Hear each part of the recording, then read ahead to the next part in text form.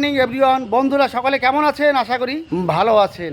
কলমের রিং তৈরির সহজ সরল ফর্মুলা এবং কলমের রডের জয়েন্ট কোথায় দিতে হয় জানতে পারবেন।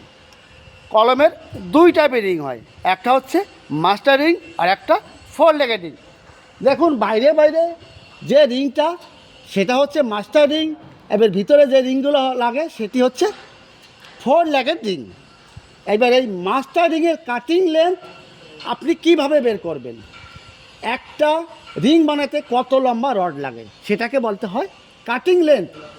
দেখুন কলমের কংক্রিট কভার হচ্ছে 40 mm স্ট্যান্ডার্ড, তাহলে কলমের সাইজ 600 mm বাই 230 mm। এবার কলমের কভার হয় এ সাইড থেকে 40 mm বাদ যাবে, এ সাইড থেকে 40 mm বাদ যাবে। আবার এই ক্ষেত্রে দেখুন এটাই 40 mm বাদ যাবে, এই সাইডে 40 mm বাদ যাবে। তাহলে আপনি 600 লম্বা হলে আপনার 600 লম্বা হলে 40 40 80 বাদ দেবেন, তাহলে হচ্ছে 520 mm। এটা এ সাইড 520 আর এ সাইডে 230 থেকে 80 বাদ দিলে হচ্ছে 150 mm। তাহলে মাস্টার রিংটা হবে আপনার 150 বাই 520 mm এর।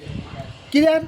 এবার কাটিং লেন্থ দেখুন 520 প্লাস 150 mm প্লাস এই সাইডে 520 প্লাস এই সাইডে 150 mm যোগ করে দেবেন।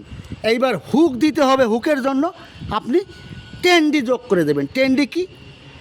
10 হচ্ছে ফর্মুলা, ডি হচ্ছে ডায়া। কত ডায়া? 8-এর ডায়া, 8 × 10 80 mm যোগ করে দেবেন। তাহলে একটা মাস্টারিংয়ের কাটিং লেন্থ বেরিয়ে যাবে। ক্লিয়ার? এবার ফোর লেগেড রিং, এই ভিতরে রিং বানাতে হবে, তাহলে আমার গ্যাপ জানতে হবে। আমি জানতে পেরেছি যে এই রিংয়ের লম্বা আছে 520, তাহলে গ্যাপ কয়টা আছে দেখুন, 1টা 2টো 3টে 4টে 5টা গ্যাপ আছে।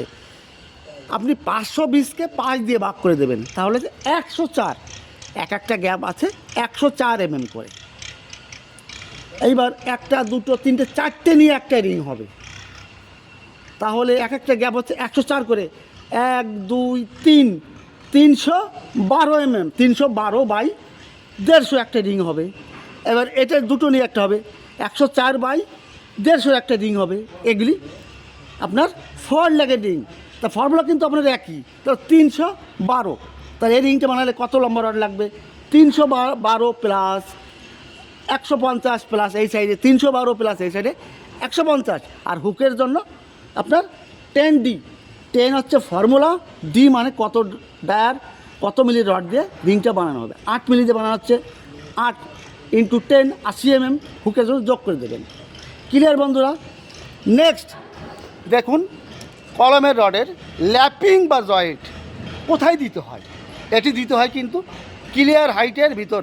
এই ক্লিয়ার হাইটটা কি দেখুন, স্ল্যাবের বিমের নিচ থেকে, স্ল্যাবের বিমের নিচ থেকে ফ্লোরের উপর পর্যন্ত যে হাইটটা, এটাকে বলতে হয় ক্লিয়ার হাইট। এর ভিতরেই কলমের রডের জয়েন্ট বা ল্যাপিং দিতে হয়। কখনই স্ল্যাবের ভিতরে বা বিমের ভিতরে কলমের রডের জয়েন্ট বা ল্যাপিং দিবেন না। এইবার দেখুন ক্লিয়ার হাইট তো বুঝতে পারলেন, স্ল্যাবের বিমের যে নিচ লেভেল আর ফ্লোরের উপর লেভেল, এর ভিতরে কিন্তু কলমের রডের জয়েন্ট বা ল্যাপিং দিবেন। নেক্সট দেখুন আর একটা কয় টাইপের ল্যাপিং বা জয়েন্ট হয়। এটা 3 টাইপের হয়। একটা হচ্ছে ল্যাপিং বা জয়েন্ট, আর একটা হচ্ছে কাপলক সকেট টাইপের হয়, কলমের ভার্টিক্যালে সকেট থাকে। আর একটা হচ্ছে ওয়েল্ডিং। 3 টাইপের ল্যাপিং হয়। আর বিশেষ করে কলমের রড কিন্তু অল্টারনেটিভ রাখবেন। দেখুন এই রডটা কিন্তু এটা ছোটো আছে, পরেরটা লম্বা আছে, 1 মিটার বড় আছে, 1 মিটার অল্টারনেটিভ, পরেরটা কিন্তু ছোটো আছে। এইভাবে অল্টারনেটিভ রাখতে হয়। এটা বড় আছে দেখুন, পরেরটা ছোটো আছে। কতটা ডিস্টেন্স? 1 মিটার আগে পিছে। এটা সিস্টেম অনেকে দেখি যে এক লেভেলে রাখে, এটা কখনই করবেন না। কলমের রডের ভার্টিক্যাল বিল্ডিংয়ের সবথেকে গুরুত্বপূর্ণ হচ্ছে কলম, এর রডটা সঠিকভাবে করবেন। বুঝতে পারেন বন্ধুরা?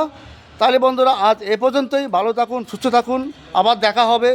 ভালো লাগলে একটু লাইক করে দেবেন। ধন্যবাদ, ভালো থাকুন সকালে, অল দ্য বেস্ট।